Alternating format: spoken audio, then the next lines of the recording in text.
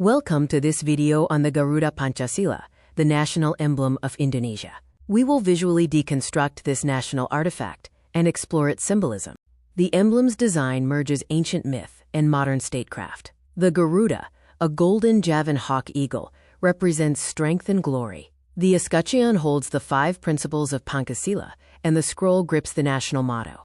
The design bridges pre-colonial history and indigenous wildlife. The ancient roots show the Garuda as a mythical bird vehicle of the Hindu god Vishnu. The modern form uses the naturalist style of the endangered javan hawk eagle, Indonesia's national bird. The 1950 Design Committee navigated diverse political demands. Rejected designs included the shining sun, an anthropomorphic bird, and a bald eagle. The final accepted artifact added a crest and repositioned the talons.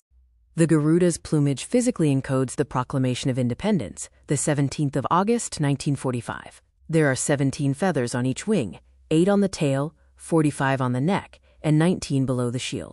The escutcheon, or shield, is a symbol of martial defense, featuring the national flag's colors, red and white. A black horizontal line represents the physical equator spanning the Indonesian archipelago. Principle 1.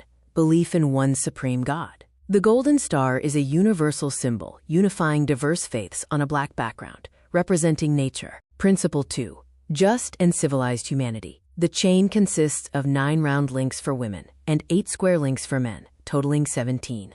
The interlocking links represent successive human generations and maritime wealth. Principle 3. The unity of Indonesia.